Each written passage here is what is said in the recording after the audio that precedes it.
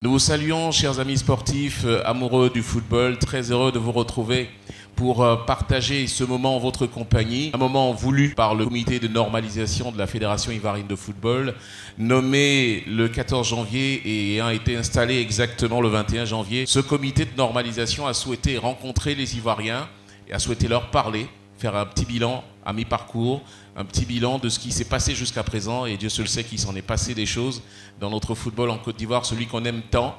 Dans ce programme que nous vous offrons, nous vous donnons la possibilité d'avoir toutes les informations nécessaires sur l'évolution de la tâche ardue, certes, mais tâche ô combien passionnante, de ce comité de normalisation de la Fédération ivoirienne de football. Je ne serai pas seul à modérer cette rencontre, je serai avec Carlos Condé. Bonjour Carlos. Je te salue Joël Amos, bonjour et bonjour à tous nos confrères qui ont fait le déplacement, bonjour aux Ivoiriens qui, on l'espère, vont prendre du plaisir à suivre cet échange. Alors, le principe est très simple. Nous sommes accompagnés de confrères journalistes qui seront vos porte-voix, chers Ivoiriens, qui poseront donc des questions que vous vous posez certainement. Et sans faux fuyant, sans aucun tabou, le comité de normalisation répondra à ces questions. Donc Carlos, je te donne l'opportunité de présenter, d'introduire les membres du comité de normalisation avec nous aujourd'hui. Justement, c'est le comité de normalisation qui nous invite et on va savoir avec qui on parle. Avant de mettre le pied dans le plat directement, Madame la présidente du comité de normalisation, on va commencer par vous. Vous allez nous faire l'honneur de vous présenter. Ce qu'on sait de vous, vous êtes chef d'entreprise, vous êtes sénatrice.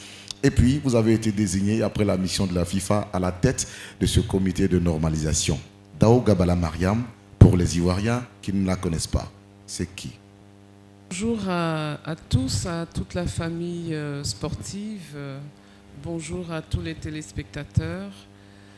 Mariam Dao Gabala, c'est une femme chef d'entreprise qui a été professionnelle pendant plus de 30 ans dans le financement, qui est aussi très active dans le milieu de la société civile pour défendre les droits des femmes, mais qui en termes professionnels est une financière. Merci pour cette présentation. Elle ne travaille pas seule, puisque la FIFA a désigné avec elle 3 autres personnes qui travaillent avec elle. Et il y a un des membres qui n'est pas présent aujourd'hui pour des contraintes professionnelles. Avec vous, Madame la Présidente, on a l'ancien ministre, le professeur Bléou Diézou-Martin, qui lui aussi va se présenter. Merci bien, bonjour monsieur, vous savez tout de mon nom, vous l'avez dit en entier. Je vous salue. Je salue également bien sûr les personnes qui nous suivent à travers l'écran. S'agissant de ma présentation, je pense que vous savez pratiquement tout. Je suis professeur de droit public, professeur des universités, professeur de droit public et de sciences politiques. Droit public, c'est le droit qui s'intéresse à l'étude du pouvoir. Pouvoir politique, pouvoir administratif. Et j'enseigne depuis que 40 ans déjà. J'ai été par le passé, n'est-ce pas bien entendu, défenseur des droits de l'homme, en ayant été successivement secrétaire général de la Ligue ivoirienne des droits de l'homme, vice-président de la LIDO, la Ligue ivoirienne des droits de l'homme, puis président. Et cela m'a amené à consacrer quelques 17 ans de ma vie à la défense, n'est-ce pas, des droits de la personne humaine.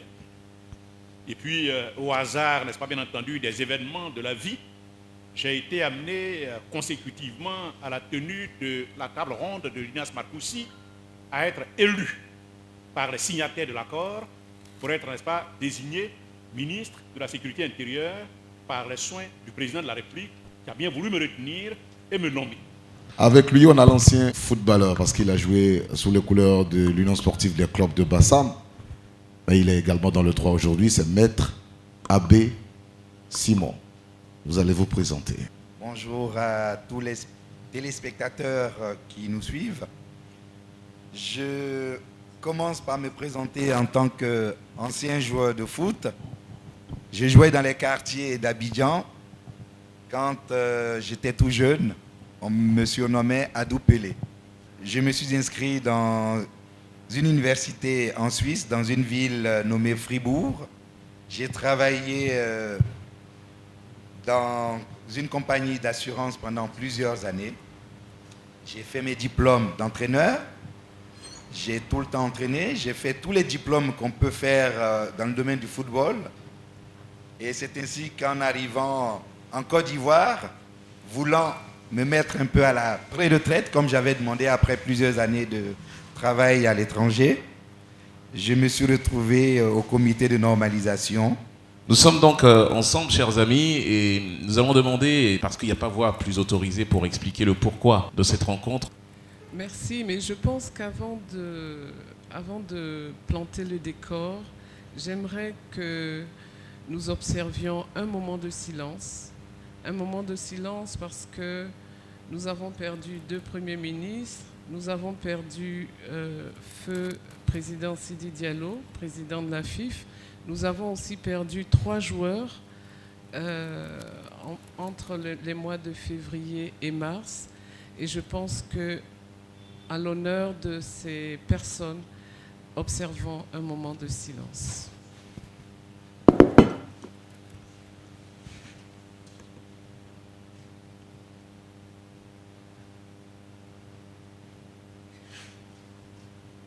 Merci.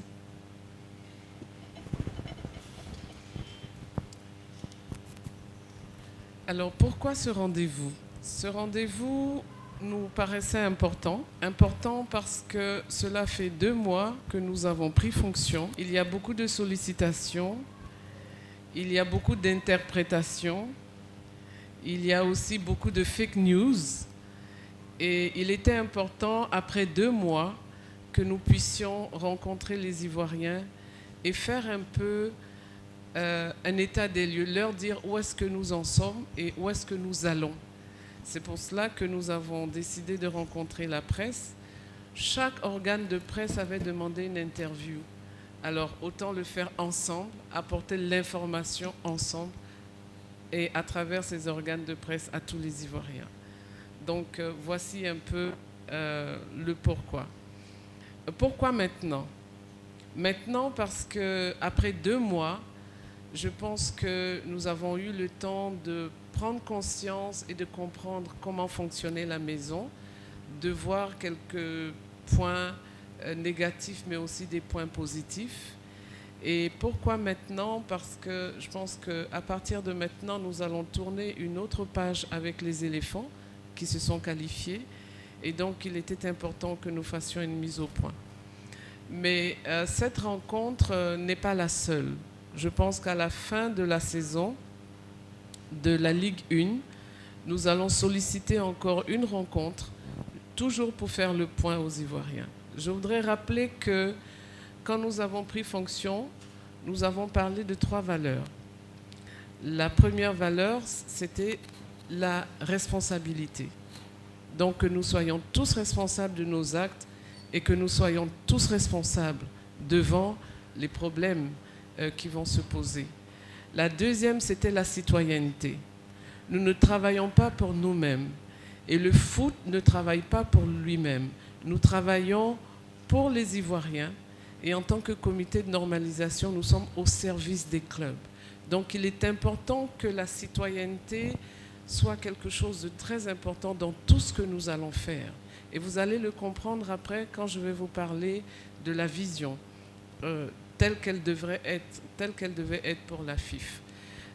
La troisième valeur, c'était l'unité. L'unité parce que seul, on ne peut pas grandir. Mais en même temps, seul, on ne peut pas porter le football au sommet. Quand je dis sommet, je vois sommet continental et sommet mondial. Donc, il était important, en rappelant ces valeurs-là, que nous puissions avoir un entretien franc et ouvert, sans tabou, voilà, mais en toute responsabilité. Voilà qui est dit et bien dit. Alors, le décor étant planté, sachant exactement les tenants et les aboutissants de cette rencontre, chers amis, journalistes et vous qui nous suivez, nous allons maintenant expliquer à nos confrères et à vous aussi comment cela va se dérouler. Les questions vont être posées. Je vais laisser Carlos donc à la manœuvre. Alors, le mode opératoire sera le suivant. On ira par séquence et dans chaque séquence, on aura des questions. Les journalistes pourront poser. On prendra 2 journalistes qui poseront des questions. Et les questions pourront être adressées soit à la présidente du comité de normalisation, soit directement à Maître Abbé Simon qui gère l'aspect football, soit au professeur Bléou Martin qui gère l'aspect juridique. Alors, première séquence, nous allons parler de l'état des lieux. Carlos, qu'est-ce qu'on va avoir comme état des lieux, ou en tout cas les questions qu'on va avoir de nos chers journalistes? Dans l'état des lieux, il est question des finances, il est question des assurances. Vous savez que par exemple, on ne joue pas le championnat sans assurer les joueurs. Il y a des blessures qui peuvent survenir. Donc, c'est dans l'état des lieux, quand le comité de normalisation a pris pied au siège de la fédération le 21 janvier 2021, qu'est-ce qu'il a trouvé? Voilà, ce genre de choses. Les questions donc, vous pouvez les poser dès maintenant. Le micro à nos confrères. 2 premières questions au comité de normalisation, nom, organe, et en fonction de la question, on saura à qui elle est destinée.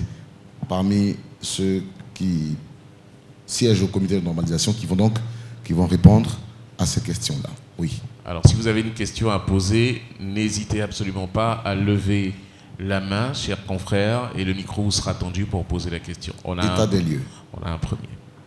Juste là. Bonjour à tous. Bonjour Madame la Présidente. Bonjour à vos collaborateurs. Bonjour chers confrères. Je voudrais savoir, l'asphyxie dont la présidente du comité de normalisation a parlé, l'asphyxie financière, de combien était le trou exactement quand elle est arrivée et qu'elle a regardé les comptes? Parce qu'on a entendu beaucoup de choses. Par ailleurs, on ne sait pas si c'est un fake news ou pas. Ils ont parlé de travailleurs fictifs. Ça aussi, je crois que ça faisait partie de l'état des lieux. Qu'en est-il exactement? Merci. Donc, question adressée à la présidente du comité de normalisation. C'est cela. On prendra la deuxième question. Le deuxième intervenant, deuxième journaliste qui veut poser une question, nom, organe et question. Bonjour, Eric Koulibaly de 7info. Ma question aussi va à l'endroit du comité de normalisation, la présidente. C'est vrai, on a entendu des choses, mais moi je veux qu'on fasse l'état des lieux selon ce que le comité a trouvé sur place, parce qu'il y a sûrement des problèmes qui existaient, qui étaient sous-jacents, mais qui n'ont pas été révélés, dont la presse n'a pas eu cours. Donc, vous êtes arrivé, c'est pour compléter ce que le confrère a dit tout à l'heure. Il y a eu le problème de trou, tout ça, mais en dehors de ça, qu'est-ce que vous avez trouvé qui n'était pas bien? C'est ce qu'on veut savoir. Merci. Madame la Présidente. Merci. Je pense que je vais rebondir par rapport à la deuxième formulation de la question, qui est plus générale. Je pense que nous sommes tous venus, à part Maître Abbé, qui était dans le milieu du foot. Nous n'étions pas dans le milieu du foot. Donc je pense qu'après 2 mois, il est important que chacun de mes collègues dise comment il apprécie ce qu'il a vu. Est-ce que c'était à la hauteur de ce à quoi nous pensions? Et donc, je vais passer la parole à professeur Bléou, ensuite Maître Abbé, et ensuite j'apporterai des réponses concrètes aux questions. Merci Madame la Présidente. Merci au journaliste qui a évoqué ce point, cette question. Je serai relativement à cette interrogation assez bref pour dire que ce que je crois avoir découvert lorsque nous sommes arrivés, et cela a pu trouver à se confirmer, n'est-ce pas bien entendu, du temps que nous avons eu à passer dans cette maison, c'est qu'il s'agit d'une entité désunie, un peu comme fractionnée. Et cela aussi bien du point de vue de l'organisation que du point de vue du fonctionnement. Tout d'abord, s'agissant des rapports entre la FIF en tant qu'entité fédérale et les clubs, les rapports ne sont pas ou n'ont pas été en tout cas au beau fixe. Et la nature de ces rapports se perpétue. Nous sentons des oppositions systématiques, oppositions tranchées, assez virulentes, violentes. Heureusement, cela ne vient pas de tous les clubs, de tous les côtés. Et tout ce que nous constatons donne à voir qu'il y a comme des clans, à tout le moins 2 clans, opposés l'un à l'autre, qui se combattent. Donc ça donne, n'est-ce pas, le sentiment d'une maison qui manque d'unité. Une maison à l'intérieur de laquelle se pose avec gravité le problème de confiance. Et il n'est pas étonnant que cette situation ait provoqué la nécessité de mettre en place un comité de normalisation. Je crois que nous sommes invités tous, à commencer par le comité de normalisation, à travailler dans le sens ayant pour objet de recoller les morceaux, de recoudre le tissu social, le tissu de la Fédération ivoirienne de football, bref, le tissu du football ivoirien, qui est si profondément déchiré. Voilà un peu, n'est-ce pas, dans les grands termes, dans, n'est-ce pas, bien entendu, les grandes lignes, ce que je puis faire apparaître relativement à ce que j'ai pu constater. Maître Abbé, vous avez été... Merci, professeur. Merci, Madame la Présidente. Comme vous avez pu le constater et l'entendre, le professeur a généralisé un petit peu les difficultés que nous avons rencontrées et que nous continuons de rencontrer à l'heure actuelle. Au début, quand nous avons pris fonction, compte tenu du mandat que nous avions, nous avons pensé à une situation qui allait se régler normalement. Et nous nous sommes vite rendus compte qu'en fait, le chantier était vaste et qu'il y avait beaucoup à faire, tant au niveau personnel qu'au niveau, je dirais, donc, de toutes les structures. C'est les relations que nous avons pu constater entre la FIF et les clubs, la FIF et au sein même de la FIF, ces relations étaient tendues, n'étaient pas, je dirais en guillemets, pas très, claires. Donc il fallait qu'on commence à déblayer un petit peu le champ pour permettre à ce qu'on puisse installer, une certaine institution plus convenable. Alors, comme je dis, moi je m'occupe du côté football. J'ai pu voir un petit peu au niveau des clubs la réaction, l'opposition de certains clubs, et une opposition farouche, hein, pas juste une opposition passive, mais plutôt active. Ces clubs nous ont montré qu'en fait on n'était pas les bienvenus, pour vous dire les choses, hein. On n'était pas les bienvenus. Donc il a fallu qu'on explique, qu'on réexplique un peu la situation. Et nous sommes parvenus, plus ou moins, à faire démarrer le championnat, parce que c'était important. Et ces clubs refusaient que le championnat puisse démarrer. Nous avons tout fait pour pouvoir le démarrer. Et cela continue, toujours. On n'a pas fini, parce qu'il y a toujours des situations délicates qui se posent. Donc, mais nous sommes là, nous affrontons ces situations, nous trouvons toujours des solutions et je pense que nous allons aboutir, quoi qu'il en soit. Voilà. Je vous remercie. Madame la Présidente a peut-être un mot à rajouter sur l'état des lieux également. Je veux peut-être être un peu plus longue parce que non seulement je vais dire ce que nous avons constaté, mais je vais dire ce que nous avons fait aussi pour essayer de mieux comprendre et mieux structurer notre intervention. C'est vrai, mes collègues l'ont dit, je dirais d'une façon générale, on a trouvé une maison divisée, on a trouvé une maison pauvre, je mets ça entre guillemets, avec beaucoup de dettes. On a trouvé une maison avec un personnel démotivé, mais un personnel qualifié qui était capable d'apporter, de faire tourner la maison. Et nous avons surtout noté un appauvrissement général du secteur, notamment à travers les clubs. Et je pense que c'est cet appauvrissement des clubs qui a aussi entraîné cette véhémence. Alors, devant tout ça, devant ce que nous avons constaté, qu'est-ce que nous avons fait? Nous avons commencé par rencontrer tous les acteurs. Nous avons rencontré le personnel, nous avons rencontré l'État, nous avons rencontré les clubs, division par division, individuellement. Nous avons ouvert nos portes pour les écouter.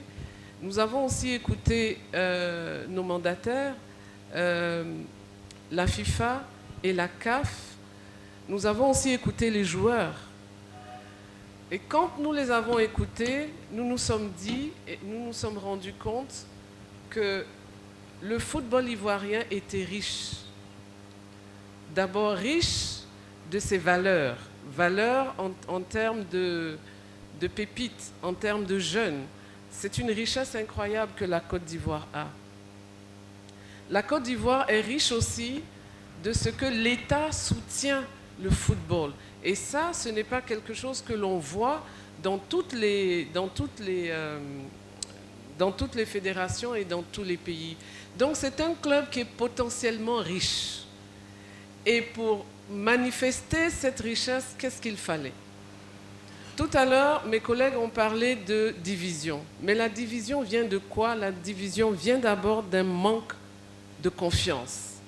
Et le manque de confiance vient de quoi? Le manque de confiance vient d'une vision commune du foot qui peut entraîner l'ensemble des acteurs et, comme diraient les Anglais, driver tous les efforts.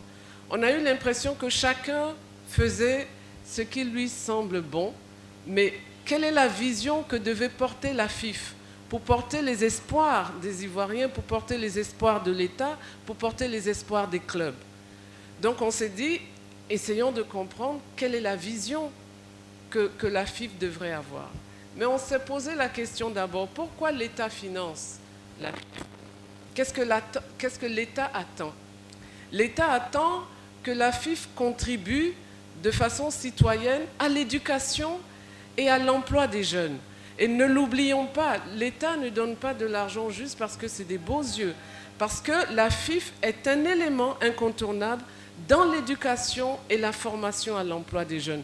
Il faut que nous le sachions. Ça veut dire que le jeune, ici, c'est une personne, c'est un produit.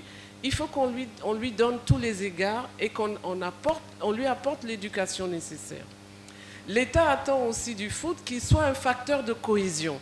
Et pour être un facteur de cohésion, il faut qu'à l'intérieur de la maison foot, déjà, il y ait la cohésion. Donc évidemment, la maison telle que nous l'avons eue ne pouvait pas être facteur de cohésion. On s'est posé la question, qu'est-ce qu'ils attendent les clubs? Et on leur a posé la question.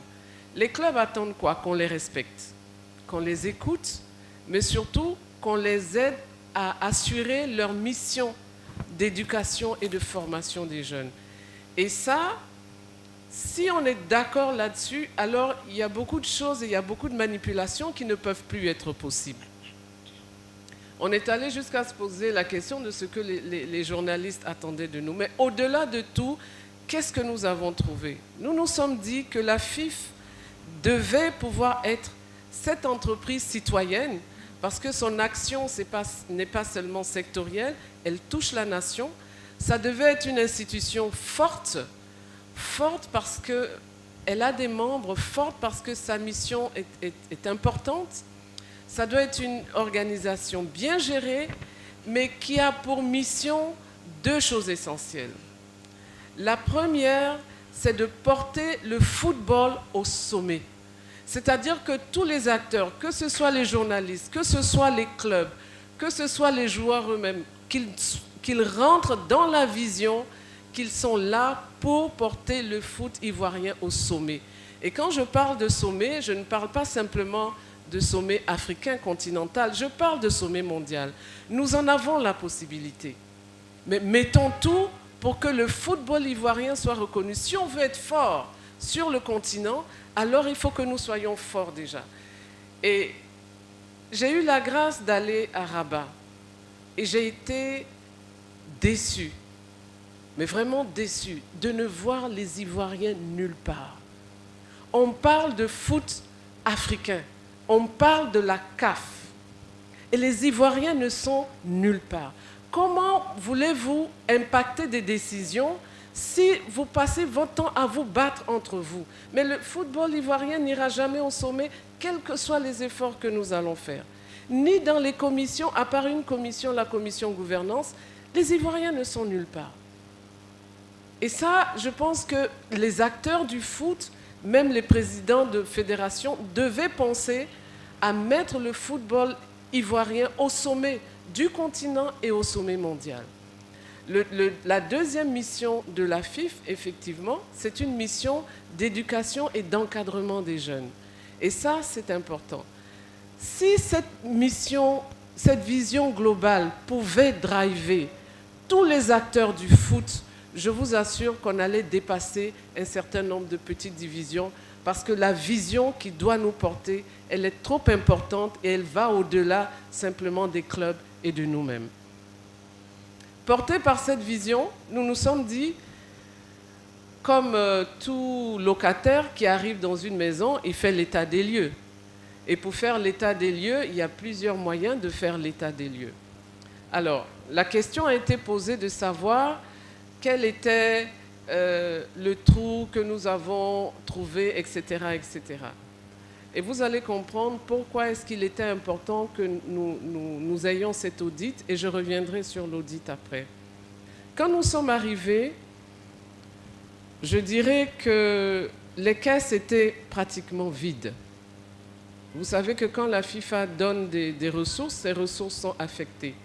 Mais les ressources, elles n'existaient pas déjà parce que depuis un certain temps, la FIFA avait arrêté, depuis 2019, la FIFA avait arrêté d'apporter son soutien à la FIF. Et quand nous sommes arrivés, juste pour vous donner un exemple, nous avons eu des difficultés à payer les salaires du mois de février.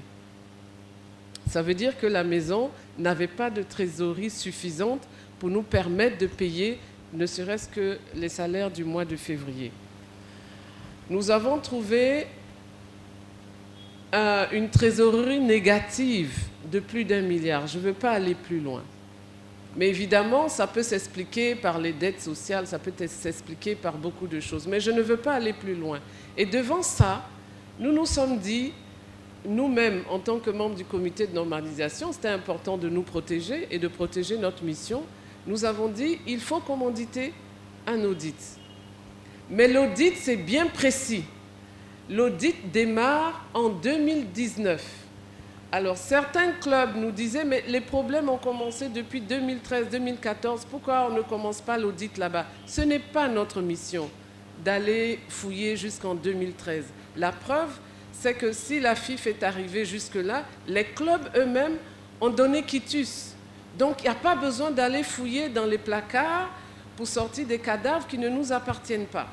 Donc, nous avons demandé que l'audit démarre à 2019 parce que c'est la dernière année où le commissaire aux comptes est intervenu. Donc, 2019-2020 pour nous permettre de savoir l'étendue réelle des difficultés financières que la FIF a.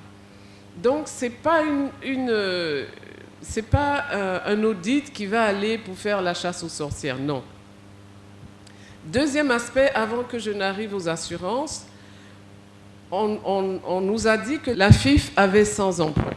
Ces 100 employés, nous avons demandé à ce que notre collègue, Madame Marie-Lydie Biléaka, puisse rencontrer chacun des membres du staff pour comprendre quelle est sa fonction et qu'est-ce qu'il fait exactement dans la maison. Et ça, c'est un travail qui est en cours. Mais c'est vrai que les cahiers des charges de certains cadres ne sont pas totalement bien définis, mais nous allons le restructurer quand elle aura fini de rencontrer tout le monde. Mais la chose la plus importante pour nous, c'était de faire un audit des assurances. Pourquoi un audit des assurances? Parce que nous sommes dans quelque chose de très spécial. Nous travaillons dans le sport. Et travailler dans le sport, ça a ses règles. Et l'audit des assurances devait nous permettre de savoir si la FIF avait les assurances nécessaires pour couvrir et sécuriser l'ensemble des acteurs. Et cet audit a été fait. Et qu'est-ce que nous avons trouvé? Nous avons trouvé en place, en dehors des assurances maladie, une assurance responsabilité civile d'exploitation qui, à l'intérieur, incluait comme, je dirais, un individuel accident, mais qui était formulé de telle sorte que les risques n'étant pas bien pris, que ça n'a jamais réussi à fonctionner. En regardant les statuts et en regardant la loi sur le sport, on s'est rendu compte que c'était une assurance à la personne qui était importante. La FIF met en jeu lors de ces championnats, au-delà des dirigeants, les joueurs, les entraîneurs, les médecins, je veux dire, tous les arbitres, les commissaires au match. Et nous nous sommes posé la question, comment ces gens étaient assurés? Et par rapport à cela, nous avons décidé de prendre une individuelle accident qui va couvrir tous ceux qui participent au championnat. Ça veut dire quoi? Qu'un joueur de, par exemple, Songon FC, parce qu'on a un cas juste hier que je vais donner, qui à l'entraînement s'est brisé la mâchoire. Le club n'a plus à demander à la FIF comment il faut faire, il est pris en charge. Pendant le match, il y a une blessure, ils sont pris en charge. Ils se déplacent, ils vont jouer un match à San Pedro, le car fait un accident, ils sont pris en charge. Ils travaillent, ils vont faire un match amical, il y a un problème, ils sont pris en charge. Ce qui n'était pas le cas avant. Donc l'idée, c'était vraiment de sécuriser la personne et de sécuriser le joueur en partie pour ce qu'il fait. Pour ce qui concerne les assurances maladie, nous les avons laissées en l'état, à l'exception de l'auto-assurance qui était faite à l'intérieur de la FIF pour la maladie des dirigeants, des joueurs, etc. La FIF n'a pas vocation de gérer des assurances. Donc cela, nous l'avons suspendu en attendant d'avoir une proposition plus fiable de compagnie d'assurance pour assurer la maladie des joueurs, etc. Donc voilà ce que nous avons fait. Nous avons bien précisé les risques et nous avons pu mettre en place cette assurance. Juste un exemple, hier à l'entraînement, un joueur de Songon FC s'est brisé la mâchoire. La première des choses, l'assurance est allée regarder et c'est la licence du joueur qui lui donne droit à la prise en charge. Dès qu'il a présenté sa licence, il a été pris en charge. Donc la FIF n'a pas à s'inquiéter, le club n'a pas à s'inquiéter, les parents n'ont pas à s'inquiéter, il est pris en charge. Pourquoi est-ce que c'était important d'avoir cet individuel accident? Les joueurs, c'est le produit essentiel du foot. Mais c'est aussi, comme diraient les Ivoiriens, c'est aussi les enfants de quelqu'un. Donc si on les emmène à jouer, il faut pouvoir les assurer. Mais ça va plus loin.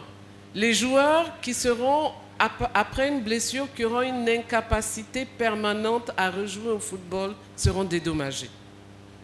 Parce que c'est une carrière qu'ils avaient prévue, ils ne peuvent plus avoir cette carrière, ils seront dédommagés par rapport à cela. Voilà pourquoi il était important pour nous de regarder l'individuel accident. Et je peux vous dire que ça ne nous a pas coûté plus cher que ce qui avait été fait auparavant, ça nous a coûté 2 millions de plus.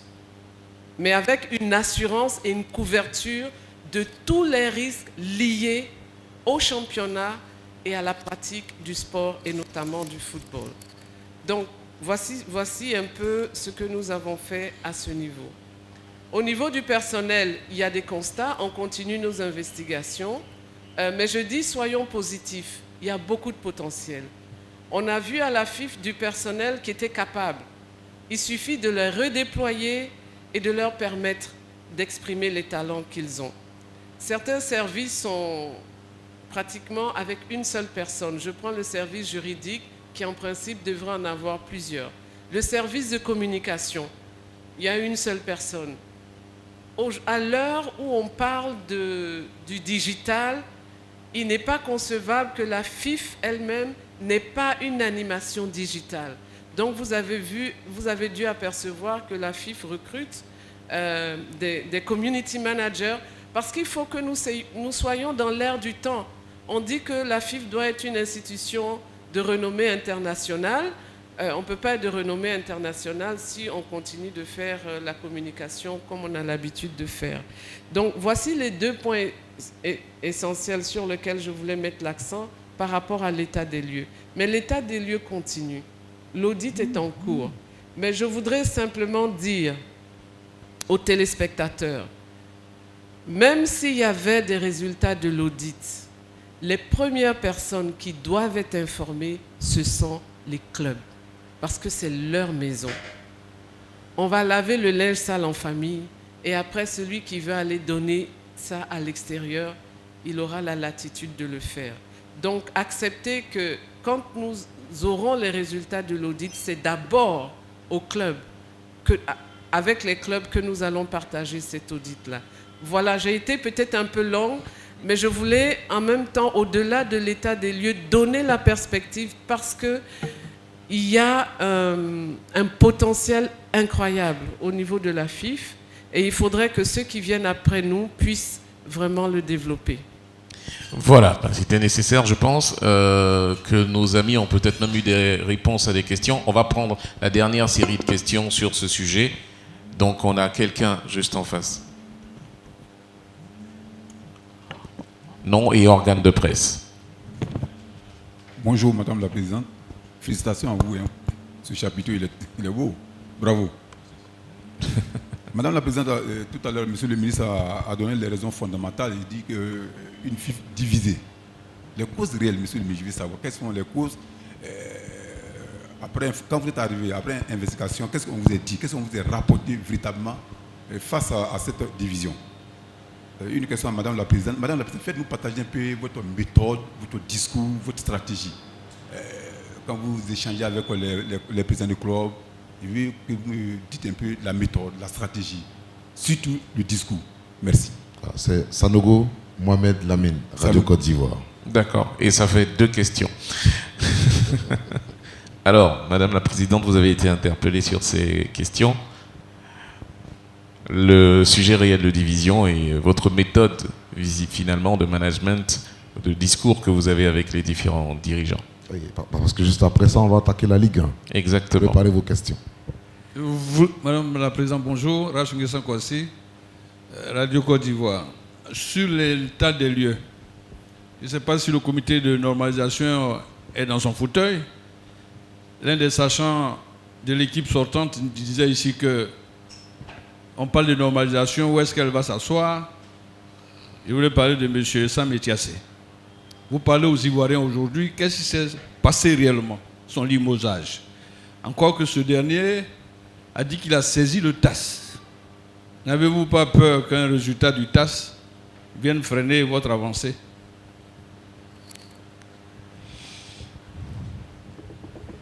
Merci pour les questions. Je vais commencer par la FIF divisée.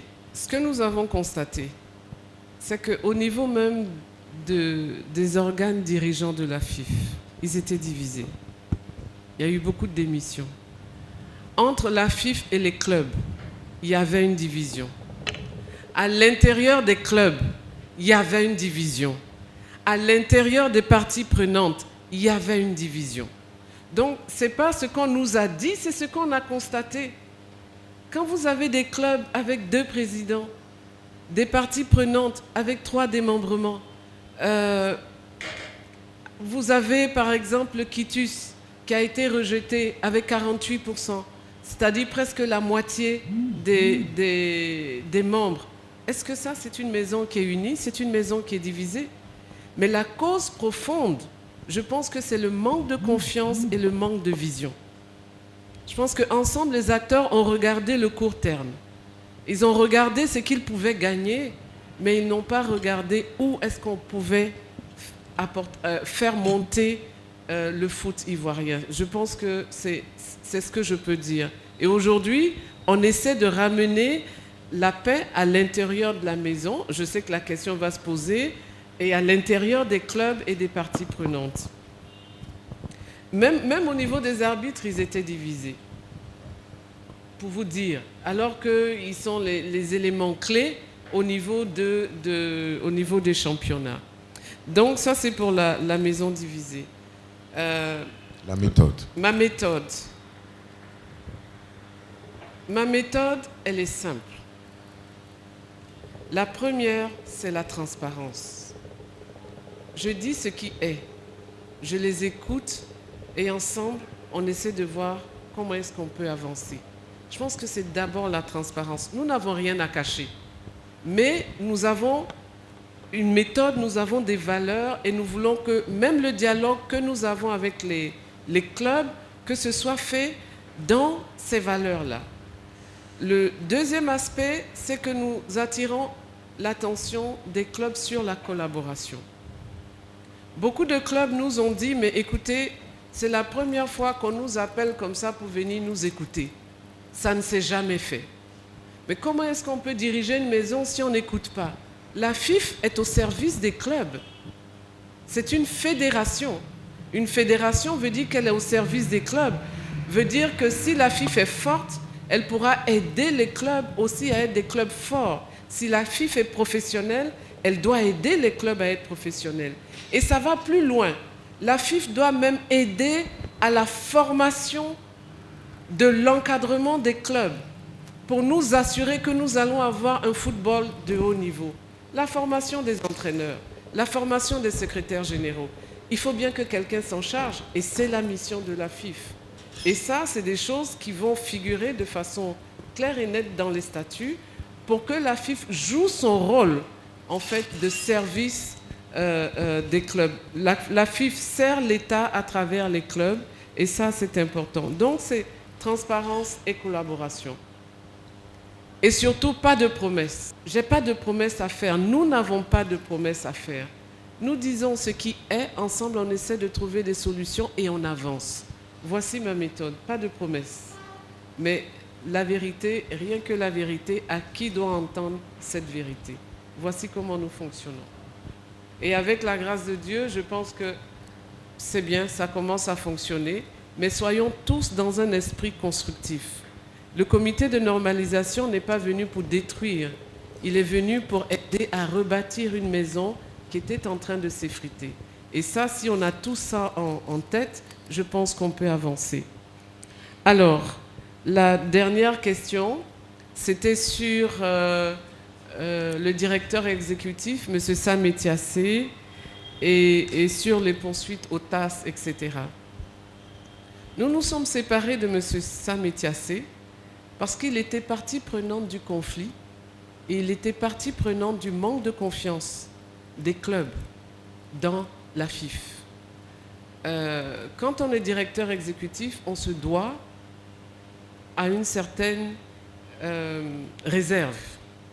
Ceux qui votent et ceux qui sont en campagne, c'est les membres du comité exécutif.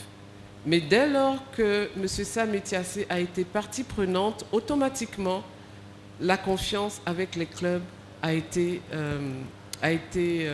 effritée, rompue.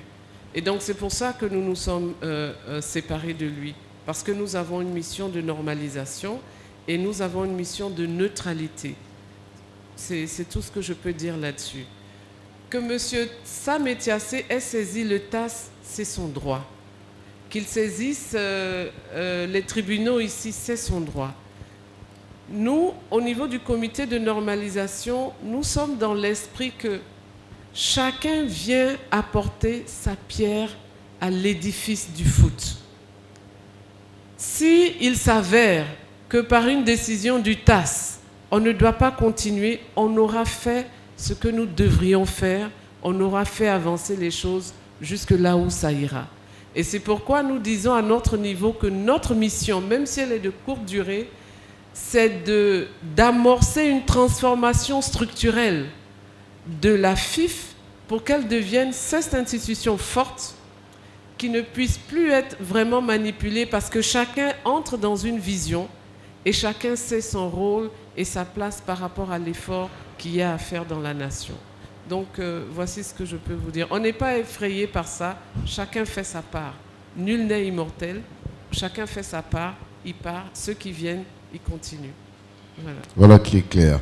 Réponse de la présidente Dao Gabala Mariam. On va parler à présent de la Ligue 1 de football qui a démarré et on va jouer la 3e journée à partir de ce samedi. En Ligue 1, il a été question des montées du Stella Club d'Adjamé et du Bafing, des descentes de Issawazi et du WAC, et cela a fait couler beaucoup d'encre de salive.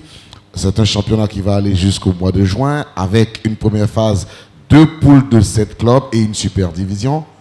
Sur la Ligue 1 de Côte d'Ivoire, vous avez, chers confrères, la parole pour poser des questions. On prendra 2 journalistes dans un premier temps. L'Africa Sport, qui est un club de Ligue 1, on apprend beaucoup de choses. On nous dit que, on a lu sur les réseaux sociaux qu'il y a un comité de transition qui devait être mis sur pied par le comité de normalisation pour normaliser l'Africa Sport. Qu'en est-il exactement? Voilà, merci M. Choual de demander. Une autre question d'un confrère concernant la Ligue 1, l'organisation, concernant les clubs. Sans Séverin, du magazine Abidjan Sport, tous nos canaux digitaux. La dernière décision du comité de normalisation fait jaser. Ce sont des présidents de clubs qui nous l'ont portée. Elle dit que tous les clubs, à partir de la 4e journée, vont jouer à Abidjan. Et le huis clos est partiellement levé. Alors, les clubs grincent. Il y a des clubs qui disent qu'ils ne vont pas jouer à Abidjan. Qu'est-ce qui va se passer pour ces clubs-là? C'est une question de compétition adressée à Maître Abbé Simon. Merci pour la question, M. Choualiou. Pour l'Africa Sport, quand nous sommes arrivés, nous avons trouvé une équipe, un club d'Africa Sport désuni. Et ce club est toujours désuni à l'heure actuelle. Nous avons tenté de réconcilier les différentes parties. Ça n'a pas réussi. Jusqu'à hier encore, nous avons tenté de trouver un consensus entre les différents membres. Mais cela n'est toujours pas le cas.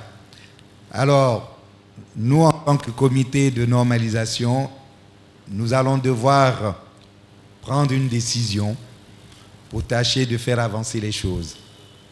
Voilà, c'est ce que je peux vous dire s'agissant de l'Africa Sport. Vous allez prendre, la décision n'est pas encore prise. Elle va vous le préciser. D'accord. La décision n'est pas prise, mais je vais vous expliquer. On a trouvé une équipe de l'Africa Sport divisée. On a trouvé 2 présidents qui se réclament être légitimes, chacun ayant des statuts qui le légitimisent ou des rapports d'Assemblée générale qui le légitimisent. 2 présidents, on a besoin d'un seul président. Nous avons le comité des supporters et nous avons le comité des sages. Donc en fait, on discute avec 4 entités de l'Africa Sport pour essayer de trouver une solution. La priorité pour nous, c'était de lancer le championnat. Il n'était pas question que l'Africa Sport empêche le championnat de se tenir. Donc nous avons décidé de tenir le championnat. Et nous avons dit, l'Africa Sport, si vous voulez jouer le championnat, alors entendez-vous. Maître a reçu les 2 présidents. Les 2 présidents ont ensemble désigné celui qui allait être un peu le secrétaire général du club unifié pour pouvoir ne serait-ce qu'enregistrer les joueurs, etc. Aujourd'hui, qu'est-ce que nous avons constaté? Nous avons constaté qu'il y a un camp dans l'entente qui se sent floué. Parce que l'équipe qui a joué hier n'était pas une équipe unifiée. C'était l'équipe uniquement du camp Vagba. Donc ceux du camp Bailly se sont offusqués. Mais nous ramenons les clubs à leur propre responsabilité. Nous leur avons demandé de trouver un secrétaire consensuel.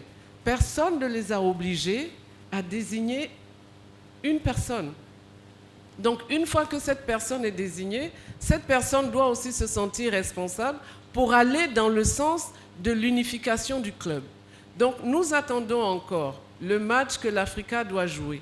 S'il s'avère que c'est encore un match où c'est une seule, comment on appelle, une seule partie qui joue, alors nous allons être obligés de suspendre l'Africa du jeu parce qu'il ne reflète pas non seulement ce qui est entendu, mais il reflète une seule partie, il ne reflète pas 2 parties. Évidemment, on a évoqué la possibilité de les mettre sous administration provisoire. Mais ça encore, c'est une question juridique et les jurys sont en train de travailler là-dessus. Mais s'il faut aller jusque-là, le comité est prêt à aller jusque-là, d'abord pour ne pas ternir l'image du football ivoirien, oui, mais aussi pour éviter ce bicéphalisme et cette division à l'intérieur. Nous avons posé la question aux supporters.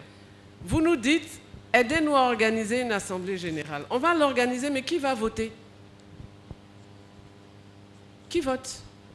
On a 2 Africa Sport. Qui vote? Question simple, juridique simple. Donc, tout dépend de l'Africa. Le destin de l'Africa est entre ses mains. Si les velléités personnelles et monétaires continuent de prévaloir, ou l'Africa va disparaître, ou alors elle va être mise sous administration provisoire. Ça, c'est ce que je peux dire à ce niveau. Mais aucun club ne peut prendre en otage le championnat qui appartient à l'ensemble des Ivoiriens. Non, Joël Amos, vous avez bien entendu.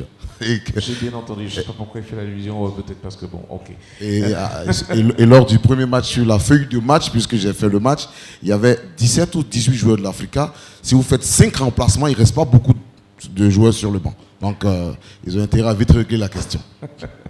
Alors, la seconde question... Il y avait une autre question. Oui, tout à fait, sur la question de la délocalisation ou du regroupement de tous les matchs du championnat, Abidjan, avec certains clubs qui s'opposeraient à ce regroupement sur Abidjan de tous les matchs du championnat. Alors, je voudrais rappeler aux téléspectateurs et à vous, amis journalistes, que la reprise de la Ligue est quelque chose d'exceptionnel dans un environnement exceptionnel qui est celui de la Covid. Et on est en phase de rodage.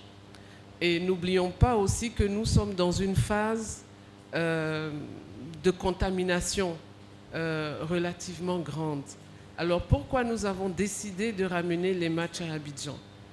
D'abord, pour être capable de contrôler les tests et d'avoir les résultats à temps. Des clubs sont allés jouer à San Pedro. Ils ont fait des tests là-bas, mais les résultats ne sont pas arrivés avant le match. Donc vous imaginez que ça déstructure un peu la programmation qui a été faite. Donc c'est vraiment pour nous aider à respecter les mesures barrières et à avoir les résultats des tests avant pour que les matchs puissent se faire. Donc ça, c'était le premier élément. Que vous fassiez votre test à Boaké ou tout ça, le résultat, les tests sont acheminés sur Abidjan. Alors pourquoi ne pas le faire sur Abidjan pour pouvoir avoir des résultats à temps? Au-delà de cela, pour les clubs qui vont jouer sur Abidjan, évidemment, il y aura une compensation qui va leur être accordée. Et même, nous sommes en train de négocier avec l'INGS pour que les équipes de ces clubs soient logées à l'INGS pendant d'abord, c'est une unité de sport, pendant les moments de mise au vert et les moments de la compétition. Donc, on n'a pas pris cette décision au hasard. C'est une décision mûrie qui a été prise d'un commun accord avec le ministère de la Santé qui nous l'a suggéré pour que cela facilite les tests et cela facilite le contrôle et les résultats. Voilà qui est clair. Alors, les clubs qui ne voudront pas jouer, c'est leur choix. S'ils ne veulent pas jouer, nous allons simplement constater qu'ils n'ont pas joué. C'est tout. Je pense que chacun est responsable. Et vous appliquerez les textes? Vous appliquerez les textes? On appliquera les textes. Après 2 forfaits, vous êtes rétrogradé? On applique les tests.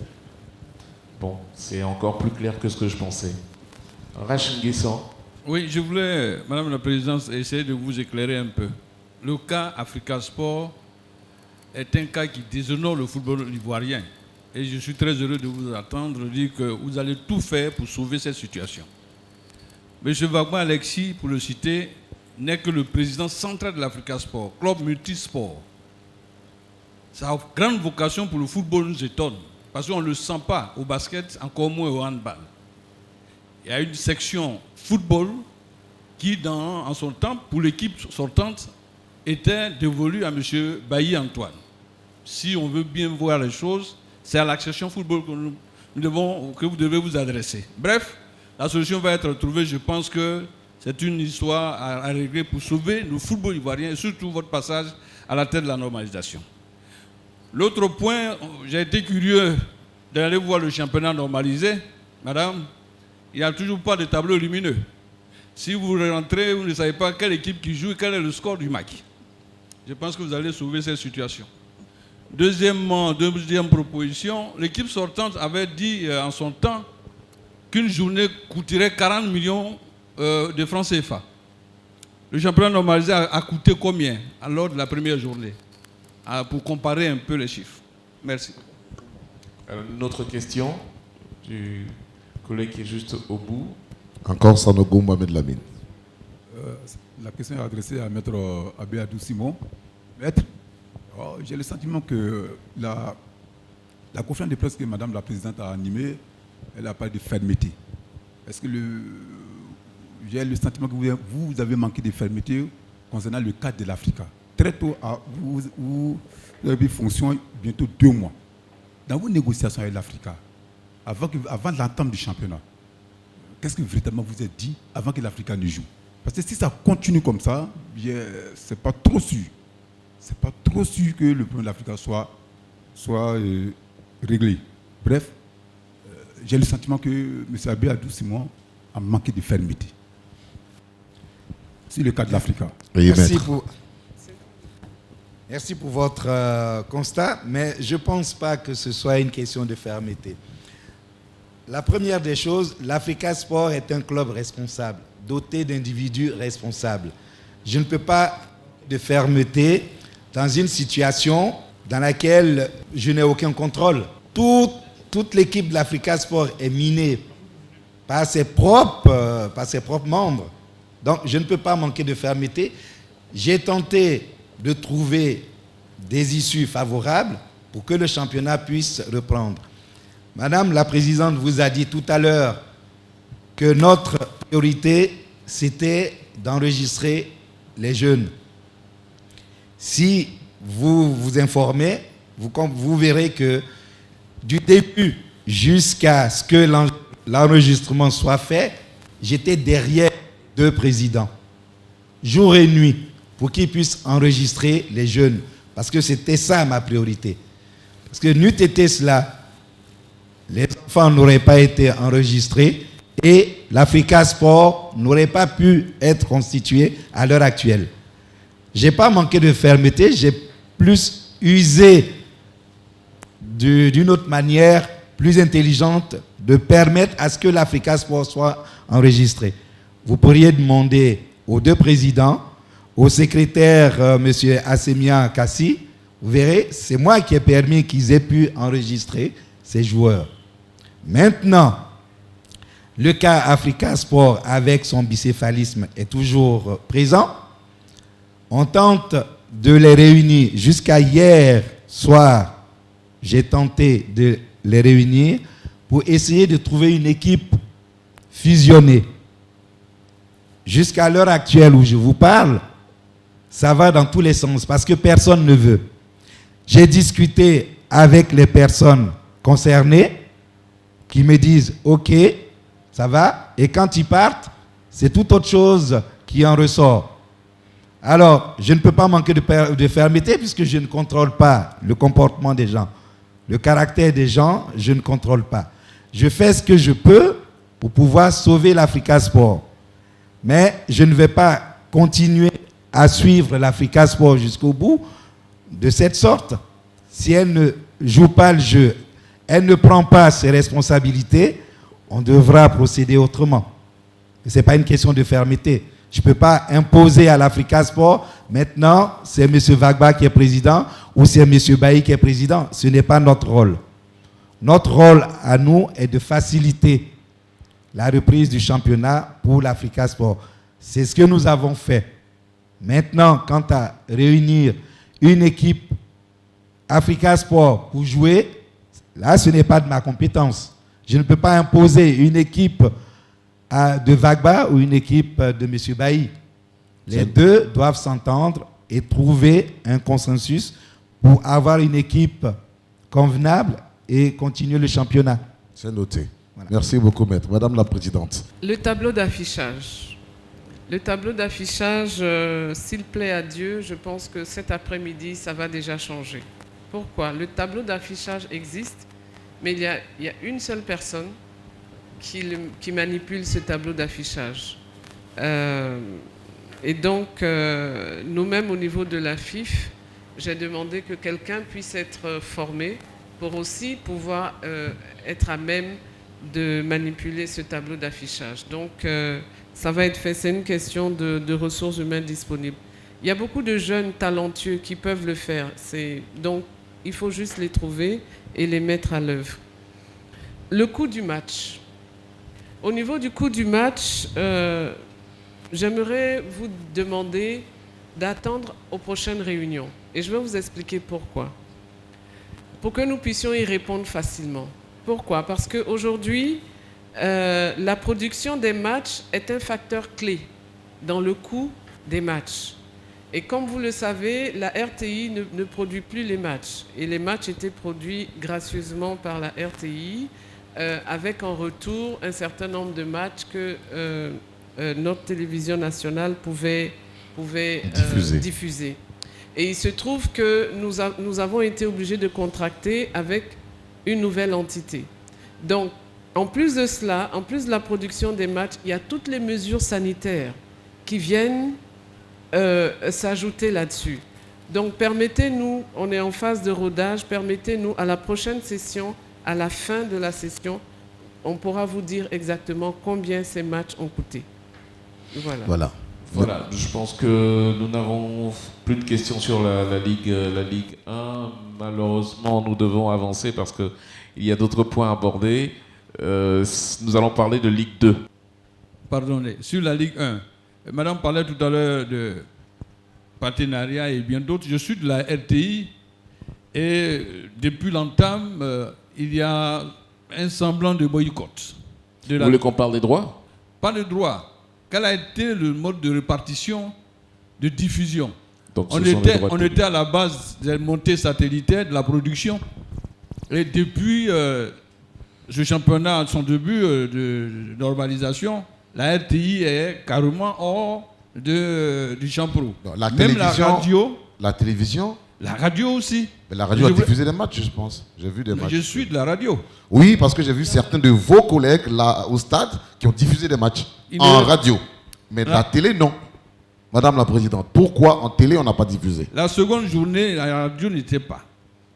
Bon, ok, je crois qu'on a compris. Je voulais savoir qu'est-ce qui se passe au juste. Je salue M. Dombele Les Ivoiriens payent le directeur de la RTI, certainement que vous avez au moins les images du championnat. Oui. Si les Ivoiriens ne peuvent pas voir leur championnat sur leur télévision, il y a un problème. Alors, on va mettre les pieds dans les plats pour restructurer les choses.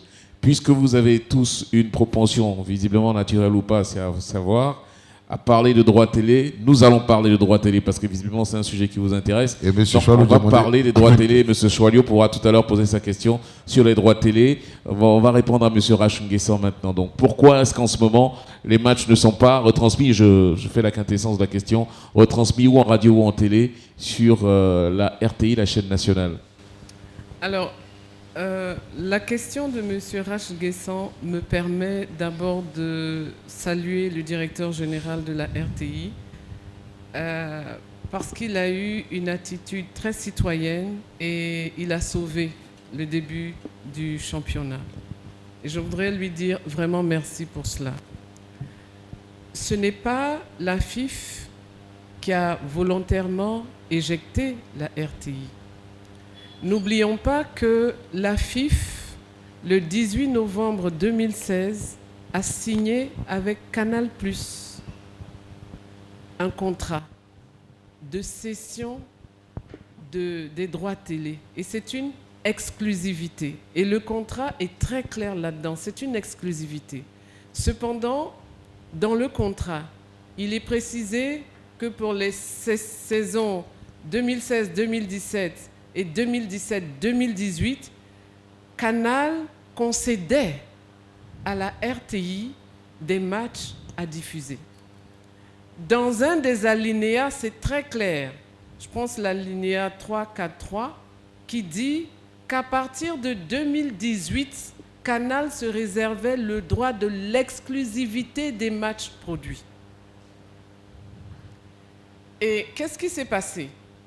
En 2019, il y a eu, puisque le CAR Régie n'était pas encore prêt, alors qu'il a été financé par Canal, il y a eu une entente entre la FIF et la RTI pour continuer comme c'était prévu. Mais le paysage audiovisuel a changé. Canal a réclamé l'exclusivité de ses droits. Et même dans le contrat, il était prévu que Canal conférait des droits à transférer une partie de ses droits à une chaîne locale. Ça veut dire que déjà, le cas de A+ Ivoire était déjà en cours. Je pense que c'est nous qui avons manqué de vigilance. Et là, je m'en excuse auprès du directeur de la RTI que ce soit tombé comme ça et qu'il ait été informé que depuis 2018, en fait, cette collaboration ne fonctionnait pas. Maintenant, Canal a réclamé ses droits. Le samedi matin, ils ont réclamé leurs droits. Et ils sont dans leurs droits. Et nous ne pouvions pas mettre en péril la diffusion du reste du championnat ou même la reconduction du contrat pour les années à venir à partir de cet incident. Et c'est en cela que je salue la grandeur d'âme du directeur de la RTI qui a accepté que la RTI produise les matchs de samedi et de dimanche. Ce que nous sommes en train de faire, et je pense que c'est là on rentre dans la légitimité, c'est de nous accorder avec Canal pour que les matchs que Canal ne diffuse pas, que la RTI puisse les diffuser. Mais je note que dans un article du contrat, il est même mentionné que Canal serait capable de rétrocéder une partie, je veux dire, c'est-à-dire que la RTI rachète à Canal des droits pour diffuser un certain nombre de matchs. Donc c'est vraiment juste une question légale. On a manqué de vigilance. Je pense que la RTI se sent flouée. C'est tout à fait normal. Mais comme on revient encore avec Maître, tout ce qui n'est pas écrit, souvent ne s'impose pas. Mais là, Canal a bien écrit dans son contrat. Donc nous n'avons fait que respecter le contrat de Canal et pour respecter la diffusion, mais aussi mettre, je dirais, quelque chose de positif pour le futur de la retransmission des clubs de Ligue 1. Maintenant, si la radio ne diffuse pas, je pense que c'est une décision de contestation de la RTI et elle est en droit. On ne peut vraiment pas leur en vouloir pour cela. Merci beaucoup. Alors, juste pour repréciser et recadrer les choses, nous n'avons plus que 15 minutes à passer ensemble. Voilà. C'était prévu pour 1h30. Nous sommes à 1h20 minutes quasiment et je fais volontairement l'exception des 5 minutes supplémentaires. Alors, Choix-Lieu demandier. Oui, c'est toujours au niveau des droits télé, au niveau de la retransmission des matchs. On apprend que le retour de ABS dans la production des matchs, alors que nous savons tous que la FIF avait acheté un cas, je crois que Dior, là, où ils ont fait, à l'époque, il y a eu beaucoup de bruit qui a été fait sur l'achat de ce cas. Mais malheureusement, à quoi sert ce cas? Pourquoi la FIF maintenant deal avec ABS? On veut comprendre un peu. Alors, le cas n'est pas encore en mesure de fonctionner. Jusqu'à il y a une semaine, les machines n'avaient pas encore été paramétrées. Et c'est en cela que je salue encore la RTI qui nous a aidés à commencer à les paramétrer jusqu'à ce que l'incident arrive. Ils ont été vraiment loyaux et ils ont été vraiment collaboratifs. Le CAR n'a pas tous les éléments, notamment un certain nombre de câblages, etc. Donc, nous avons été obligés de faire appel à ABS pour respecter le contrat avec Canal, que les matchs puissent être diffusés et de bonne qualité. Mais je puis vous assurer qu'avant la fin du championnat, ce CAR, vous le verrez au Champroux, Ils vont faire les tests, ils vont manipuler et je pense que d'ici la fin, le CAR pourra produire parce que nous sommes en train de faire les investissements complémentaires nécessaires pour que ce CAR puisse être fonctionnel. C'est juste une question de temps. Ok, autre question? Bonjour, moi c'est Céleste Koulia de Fraternité Matin. Toujours à propos des droits télé. Je voudrais que Madame la Présidente nous explique un peu, on a vu un peu dans la presse, nous avons tous écrit, que les droits télé sont passés de 70 à 55 millions pour les clubs de Ligue 1. Vous nous expliquez un peu le mécanisme, qu'est-ce qui s'est passé réellement, avoir les détails. Ma deuxième question concerne un peu, c'est un championnat qui se jouera sur 2 phases. Il y aura une super division et il se trouve que des clubs vont arrêter de jouer à un certain moment. Il n'y aura que 4 clubs qui vont poursuivre le championnat. Est-ce que ces clubs-là auront un bonus particulier? Parce que ce n'est pas normal que ceux qui ont arrêté un peu plus tôt aient le même montant que les autres. Comment ça va se faire à ce niveau? Voilà, c'est Scolia, Fraternité Matin. Merci d'attirer notre attention là-dessus. Alors, les droits télé.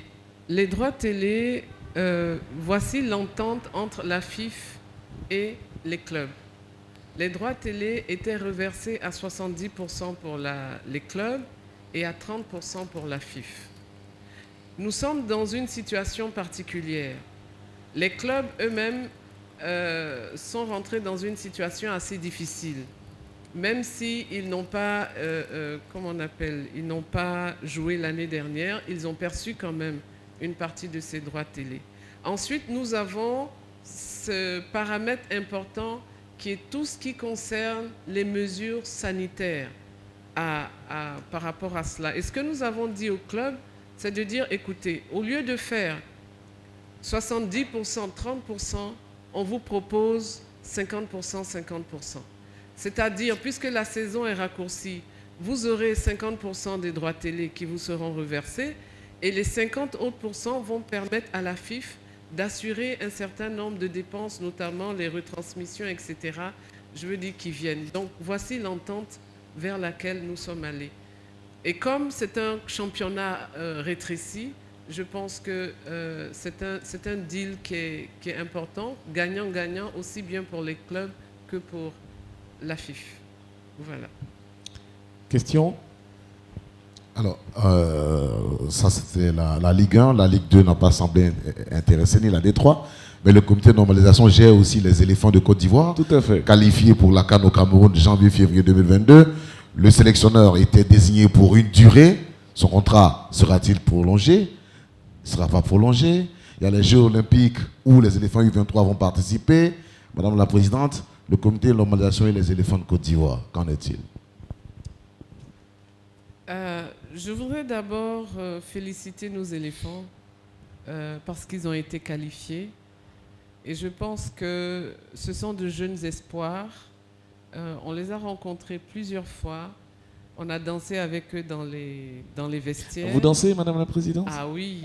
Ah bon, hein? Sous quelle musique? Parce qu'on a vu Ahmad Diallo bisuter dans les vestiaires.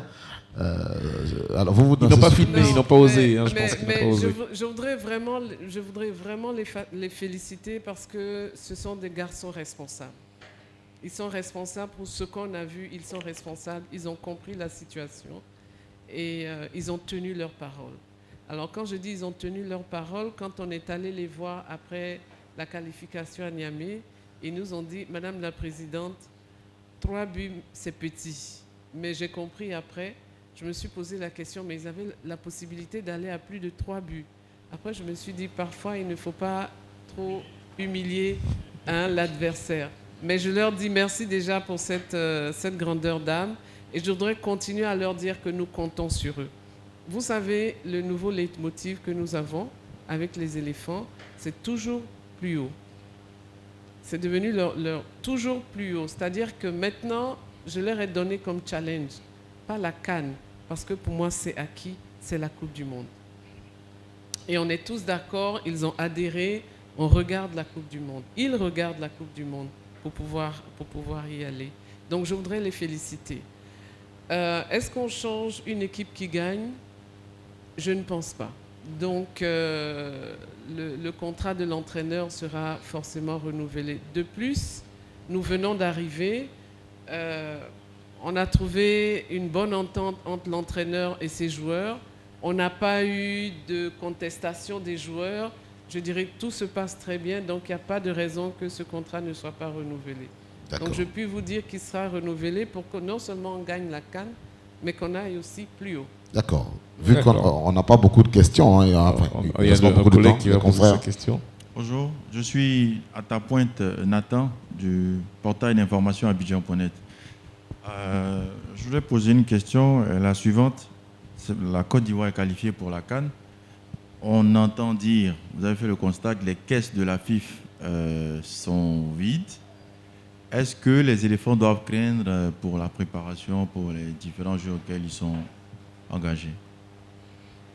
Les éléphants n'ont rien à craindre pour leur préparation. On ne peut pas les emmener jusqu'à ce niveau et puis ne pas leur permettre de gagner parce que c'est l'image de la Côte d'Ivoire. Mais je voudrais vous dire que la préparation des éléphants ne revient pas directement à la FIF. C'est l'État qui s'en charge. J'ai oublié de préciser au cas où l'État traîne les pas comme d'habitude. On est tous responsables, ça m'étonnerait.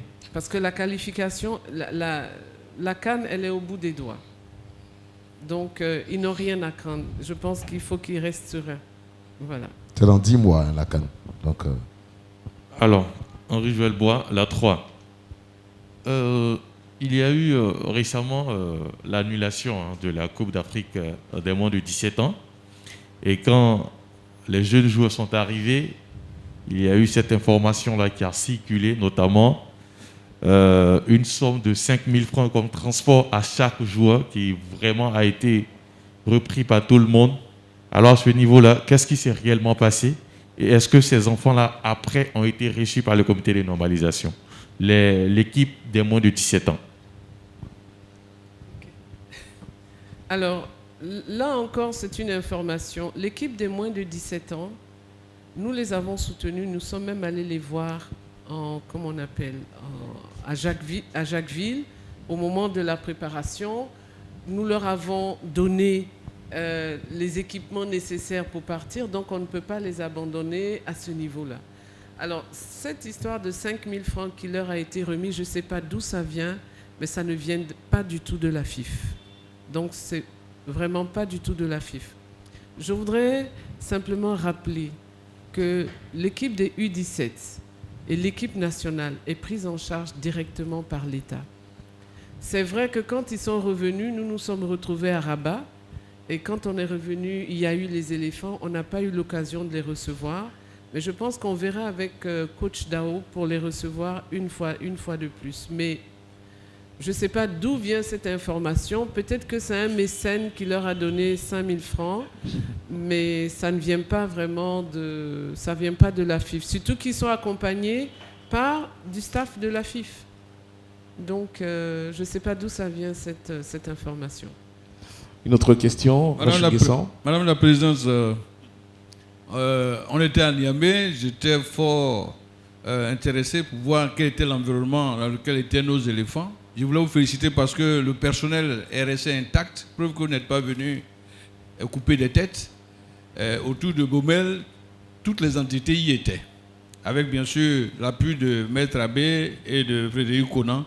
Je pense que l'équipe que nous avons connue est encore là pour aider Baumel à travailler. Mais ce qui était visible, c'est que vous n'avez pas eu le soutien total de la presse. L'équipe sortante avait en son temps une partie de nos confrères qui l'accompagnaient lors des grands déplacements. À Niamey, il n'y avait que ce Radio Côte d'Ivoire. Dans 10 mois, c'est la CAN. Et je voulais poser cette question. Quelle est la relation réelle dans le bilan que vous faites aujourd'hui avec la presse ivoirienne? Pour ne pas que demain, vous soyez seul face aux éléphants sans presse locale. Quelle est réellement votre collaboration, votre relation entre nos confrères et la normalisation? Madame la Présidente. Oui, a priori, je ne vois pas du tout, il n'y a pas de nuage entre la presse et nous. On s'est toujours très bien entendus. On n'a pas eu, c'est pas nous qui avons empêché la presse de partir. Non. Vraiment, je veux dire, on s'entend très bien. La preuve, c'est qu'il y a la liberté, on nous critique, on raconte ce qu'on veut raconter, peu importe. Mais ce que je note, c'est que chaque fois que nous avons un événement, la presse est là. On n'a pas reçu de doléances de la presse, on n'a pas reçu de plaintes de la presse. Donc, c'est peut-être un sentiment, mais ce n'est pas une décision volontaire de dire que la presse ne devait pas y aller. Ok, nous sommes quasiment à 2 minutes de la fin de notre rendez-vous. Les impératifs que vous connaissez en télévision ou en radio nous obligent donc à mettre un terme à cette rencontre qui, de toute façon, comme a dit Madame la Présidente, sera évidemment renouvelée. Vous aurez de manière plus régulière des moments d'entretien avec les Ivoiriens et également avec la presse. On va laisser Madame la Présidente, désolé, mais on va laisser Madame la Présidente dire un dernier mot et également nos différents membres du comité de normalisation. On va commencer par Maître Abbaye. Donc un dernier mot de conclusion à l'endroit de nos amis journalistes. Merci. En tout cas, en guise de conclusion, je pourrais dire tout simplement que je fonde un grand espoir en le comité de normalisation, aussi au football ivoirien, aux membres des différents clubs, pour que ensemble nous puissions aboutir et relever le niveau du football ivoirien. Parce qu'il est vraiment grand temps. Depuis plusieurs années, nous n'avons plus eu un football ivoirien au-delà des frontières, connu au-delà des frontières. Le football ivoirien est resté à un stade, je dirais, entre guillemets, préhistorique. J'abuse du terme, mais bon, vous comprendrez ce que je veux dire. Et j'espère vivement que le niveau puisse se relever. Mais à tous les niveaux, que ce soit des enfants, des plus petits, des minimes, des cadets, des juniors, jusqu'aux seniors. À l'époque, nous avions des championnats de jeunes, de minimes, cadets, juniors, qui étaient très intéressants. Et nous avons perdu de vue cette importance. Et nous devons relancer tout cela pour permettre un niveau relevé de notre football. Et je fonde, comme je l'ai dit, un grand espoir en cela. Je me demande si je dois conclure. Parce que la conclusion, en termes techniques, c'est ce qui vient après que tous les points aient été bien entendu abordés, examinés ou traités. Or, j'ai pu noter que les points évoqués par vous n'ont pu être examinés, abordés totalement. Il en reste. C'est la raison pour laquelle je voudrais m'autoriser à évoquer rapidement l'un de ces points qui intéresse tout le monde et qui retiennent l'attention de tous. Il s'agit essentiellement de la question des textes et notamment du point se rapportant au parrainage. Vous avez posé la question a été énoncée, enfin, ça ne nous a pas été répercuté, on n'y a pas répondu. Je voudrais dire aux personnes qui nous suivent que nous y réfléchissons. Et dans le cadre de la relecture et de la modification éventuelle des textes, c'est un point que nous ne manquerons pas d'examiner. La question sera renvoyée, comme l'a indiqué Madame la Présidente, aux clubs qui sont les premiers concernés. Les clubs nous feront des propositions relativement à chacun des points, touchant aussi bien l'organisation que le fonctionnement des structures, des différentes structures. Nous aurons à les examiner à la lumière des textes nationaux, notamment à la lumière de la loi ivoirienne de 2014 relative au sport, relativement également aux textes régissant la CAF et la FIFA. Et puis également, nous apprécierons bien sûr par rapport à d'autres textes extérieurs, à des statuts régissant d'autres fédérations de football, avec la mission qui nous est confiée en rapport avec la vision qui a été rappelée par Madame la Présidente de la FIF en rapport avec les objectifs à atteindre, nous verrons ce qu'il conviendra de retenir et de proposer aux clubs qui adopteront les textes nouveaux en Assemblée générale. Voilà un peu la méthode de travail et voilà un peu, bien sûr, ce à quoi nous parviendrons en ce qui concerne la question du renouvellement des textes et particulièrement en ce qui concerne le point relatif au parrainage. Alors, Madame la Présidente, le document de la FIFA qui vous installait a dit que votre mission ne pouvait pas excéder 1 an. Et 1 an, c'est bientôt. 21 janvier 2022. Votre conclusion. C'était juste un rappel. Alors, le rappel, c'est même au 31 décembre. En plus. 2021. Donc, c'est le 31 décembre 2021. Je voudrais vous rassurer, tout ce que nous devons faire, nous allons le faire. Le reste, comme on dit, appartient à Dieu et appartient à ceux qui nous ont mandatés. Mais chacun de nous doit faire ce qu'il a à faire pour redorer l'image du foot. Et je voudrais terminer en saluant toute la presse sportive pour votre présence, pour votre collaboration. Saluer aussi tout le public sportif pour le soutien. On l'a vu au niveau du championnat. Cette joie était agréable à voir et à tester au niveau du stade Champroux. Je voudrais aussi dire merci à tous nos partenaires pour nous avoir permis de relancer le championnat. Donc je dirais qu'au niveau du comité de normalisation, on a mis le premier but, le championnat est relancé. Et puis on attendra, on mettra le deuxième but et puis on verra.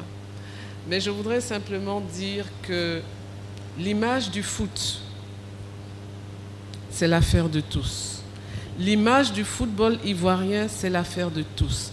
Et c'est chacun de nous qui va construire cette image du football. Ce n'est pas la FIF, ce n'est pas le comité de normalisation, c'est les journalistes à travers votre manière de vous comporter, ce sont les sportifs, ce sont les dirigeants de clubs, c'est le staff de la FIF, c'est tout le monde.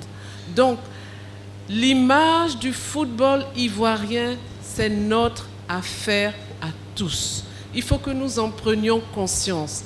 Et si nous voulons que notre football aille au sommet, alors chacun de nous doit faire sa part de sacrifice et apporter sa contribution citoyenne pour que ce foot demain aille au sommet.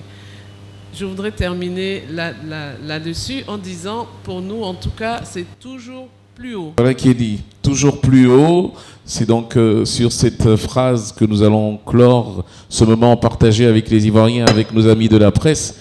Et vous donner rendez-vous très bientôt, vous l'avez entendu, Madame la Présidente l'a dit. Donc de manière récurrente, on se retrouvera ici, sous ce beau chapiteau, comme l'a dit notre ami Sanogo. Donc on vous retrouvera avec plaisir pour échanger. Merci de nous avoir suivis et à très bientôt. Merci Carlos. Merci Joël. Audio Jungle.